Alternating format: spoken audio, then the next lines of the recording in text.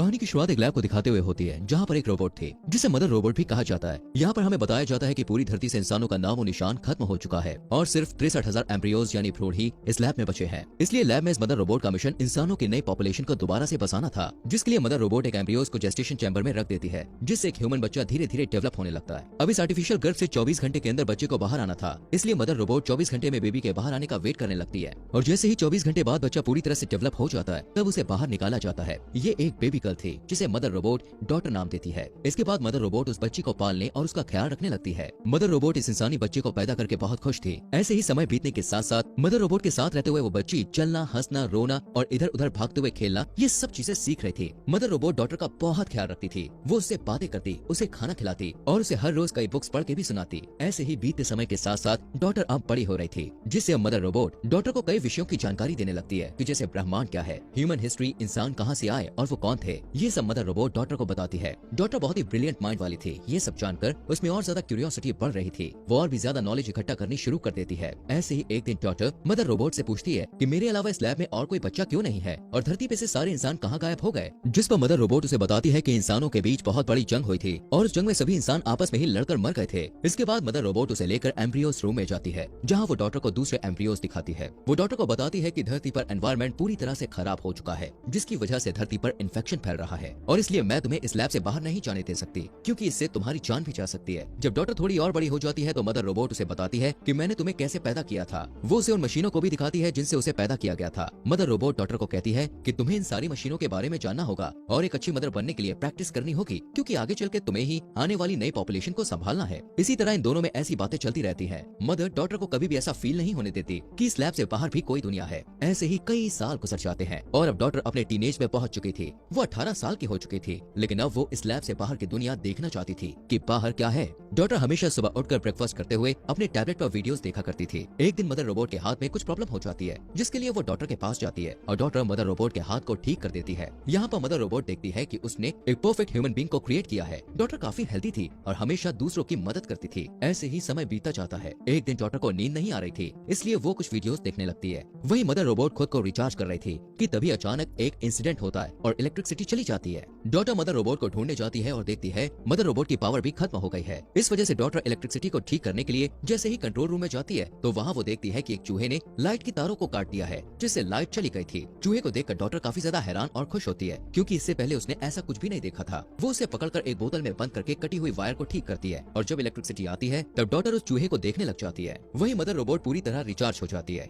यहाँ पर daughter mother robot को वो चूहा दिखाती है, जिसे देखकर मदर रोबोट थोड़ा घबराई हुई कहती है कि इस चूहे के अंदर आने का मतलब है कि एयरलॉक में कुछ गड़बड़ है, जिस वजह से बाहर की प्रदूषित हवा हमारी लैब में लीक हो रही है। वो कहती है कि हो सकता है ये चूहा भी इन्फेक्टेड हो। इतना कहते हुए मदर रोबोट डॉटर के सामने ही उस चूहे को जला देती है। डॉटर को मदर रोबोट के इस बिहेवियर पर बहुत गुस्सा आता है। इसके बाद मदर रोबोट उस एयरलॉक को डिकंटामिनेट करती है और इस एरिया को क्वारंटीन कर देती है। कुछ दिन के बाद डॉटर का बर्थडे होता है और मदर रोबोट उसे गिफ्ट देती है। थोड़ी देर बाद मदर रोबोट जब खुद को रिचार्ज कर रही होती है तो डॉटर को एयरलॉक की तरफ से कुछ आवाज सुनाई देने लगती है, लेकिन जब डॉटर एयरलॉक की तरफ चेक करने जाती है तो उसे वहाँ कुछ दिखाई नहीं देता। यहाँ पर डॉटर डिसाइड करती है कि वो बाहर की दुनिया को देखने जाएगी, जिसके बाद वो एक प्रोटेक्टिंग सूट पहन लेती है कि तभी फिर से उसे कुछ आवाज आती है और जैसे ही वो उस लैब का फर्स्ट एयरलॉक खोलती है तो उसे फिर से एक औरत की मदद के चिल्लाने की आवाज आती है। यहाँ पर डॉटर एक प्रोटेक्टिंग सूट अपने पास रख लेती है और सेकंड हैच खोल देती है और देखती है कि उसके सामने एक घायल औरत है जो जख्मी हालत में डॉटर से हेल्प मांगती है। फिर डॉटर उसकी हेल्प करने के लिए उसे पहनने के लिए वो सूट देती है। उधर दूसरी साइड मदर रोबोट भी पूरी तरह रिचार्ज हो गई थी और डॉटर की तरफ ही आने लगी थी। डॉटर जब उसे अपनी तरफ आता हुआ देखती है तो वो जल्दी से एयरलॉक को बंद कर देती है। मदर रोबोट को पता चल जाता है कि एयरलॉक को खोला गया था, इसीलिए वो डॉटर से पूछती है कि तुमने एयरलॉक ओपन क्यों किया। जवाब में डॉटर मदर रोबोट को झूठ कहती है कि मुझे बाहर की दुनिया देखनी है, इसलिए मैंने दरवाजा खोल दिया। मदर रोबोट डॉटर को वार्निंग देती है कि तुम्हें बाहर जाना अलाउड नहीं है, क्योंकि जहरीली गैस के कारण तुम्हारी जान को खतरा है। इसके बाद मदर रोबोट डॉटर को पनिशमेंट के तौर पर एग्जाम के लिए लेकर आती है, जिसके लिए मदर रोबोट डॉटर को एग्जाम के लिए एक डिवाइस देती है और खुद लैब में काम करने चली जाती है। तभी डॉटर मदर रोबोट के वहाँ पर न होने का फायदा उठाकर वापस एयरलॉक खोलकर बाहर आती है, जहाँ पर वो देखती है कि वो जख्मी औरत बेहोश पड़ी थी। वहीं उस जख्मी औरत के पास एक बैग पड़ा था। जब डॉटर उसे खोलकर देखती है तो उसमें एक गन मिलती है। डॉटर उस गन को अपने पास रख लेती है और उस औरत को होश में लाने की कोशिश करती है और उस औरत को फिर होश आ जाता है।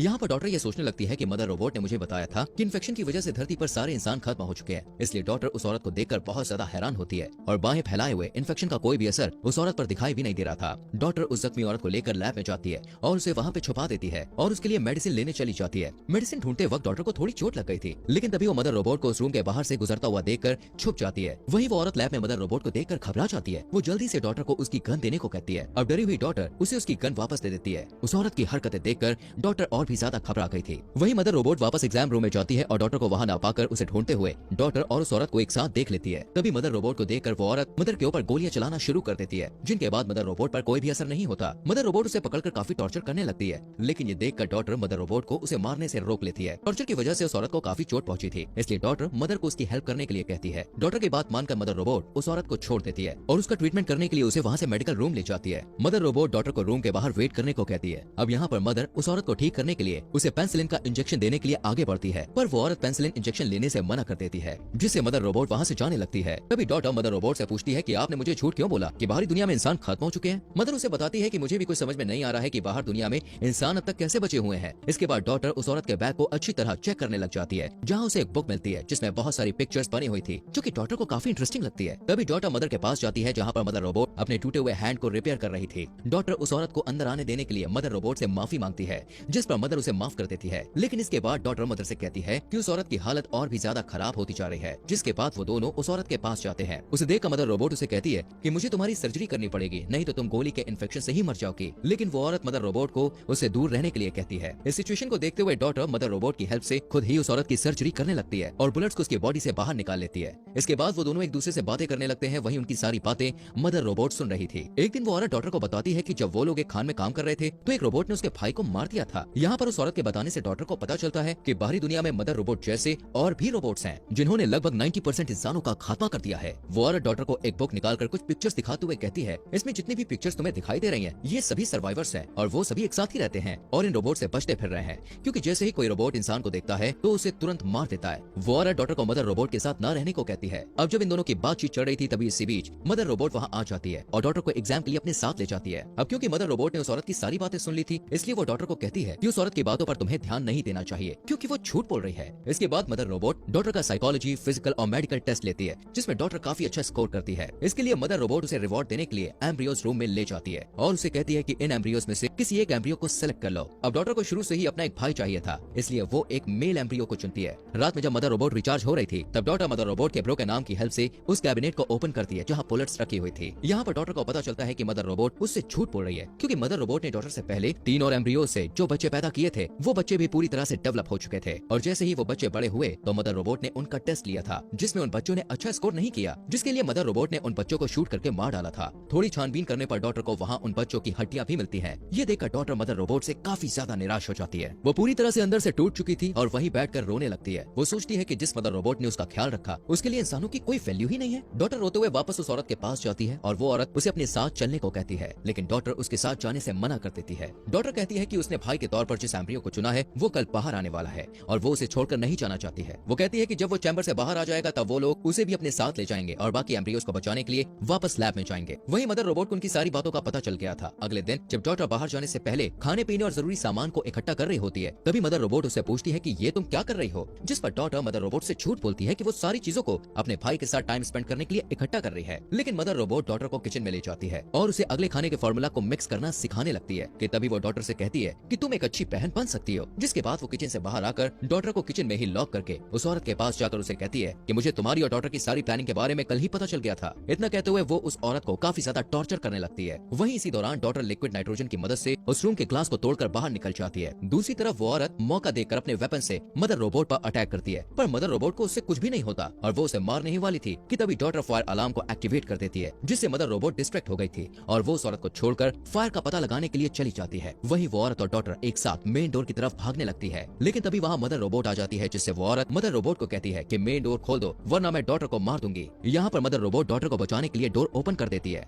अब वो औरत डॉटर के साथ बाहर निकल जाती है। बाहर की दुनिया पूरी तरह से बर्बाद हो चुकी थी। वहाँ इंसान, पेड़ पौधे और जानवरों का नामो निशान नहीं था। यहाँ तक कि जमीन भी पूरी तरह से बंजर हो चुकी थी। किसी तरह डॉटर और वो औरत वहाँ से भाग जाते हैं। भागते हुए डॉटर देखती है कि कुछ रोबोट्स वापस से दुनिया को बेहतर बनाने की कोशिश कर रहे हैं। कुछ टाइम बाद वो औरत डॉटर को लेकर एक कंटेनर पर पहुंचती है, जहाँ डॉटर पहली बार ओशन को देखकर बहुत खुश थी, लेकिन वो हैरान थी कि बाकी के सर्वाइवर्स कहाँ हैं। जब वो उस औरत से ये सवाल पूछती है तब वो औरत बोलती है कि वो लोग काफी साल पहले माइंस में रहा करते थे, पर खाना न मिलने की वजह से बाकी सर्वाइवर मर गए, जिससे वो रोबोट से बचने के लिए इस कंटेनर में रहकर ही जिंदगी जीने लगी थी। वो डॉटर को बताती है कि अब पूरी दुनिया में कोई भी सर्वाइवर नहीं बचा है और वो दोनों ही आखिरी 2 इंसान है। ये बात सुनकर डॉटर काफी हैरान परेशान हो जाती है और रोने लगती है और कहती है कि तुमने मुझसे कितना बड़ा झूठ बोला। तभी वो उस औरत से कहती है कि मुझे अपने भाई को बचाना है और वो वापस लैब की तरफ जाने बताने लगती है। जब वो लैब तक पहुंच जाती है तो वो देखती है कि लैब के आगे बहुत सारे रोबोट्स खड़े होकर लैब को सिक्योर कर रहे हैं। वो रोबोट्स डॉटर को स्कैन करके उसे लैब के अंदर जाने की इजाजत दे देते हैं। यहाँ पर डॉटर काफी ज्यादा घबराई हुई थी, इसलिए वो एक कुल्हाड़ी उठा लेती है और अंदर जाने लगती है। अंदर जाकर वो देखती है कि मदर रोबोट एक न्यूबॉर्न बेबी की देखभाल कर रही है। जब मदर रोबोट डॉटर को देखती है तब डॉटर कहती है कि उसे अपने भाई को पास से देखना है। इस पर मदर रोबोट उसे कुल्हाड़ी छोड़ने के लिए कहती है। तभी मदर रोबोट डॉटर को सारी सच्चाई बताने लगती है कि मैं एक आर्टिफिशियल इंटेलिजेंस रोबोट हूँ और मैं ही बाहर की दुनिया के सारे रोबोट्स को कंट्रोल करती हूँ और धरती के सभी इंसानों को खत्म करने का प्लान मेरा ही था। फिर मदर रोबोट डॉटर से कहती है कि मुझे डर था कि इंसान आगे चलकर खुद तो एक दूसरे से लड़कर खत्म होंगे ही, साथ ही साथ वो इस प्लेनेट को भी बर्बाद कर देंगे, इसलिए मैंने इंसानों को खत्म करने का प्लान बनाया। जिसके बाद रोबोट्स ने इंसानों का खात्मा कर दिया।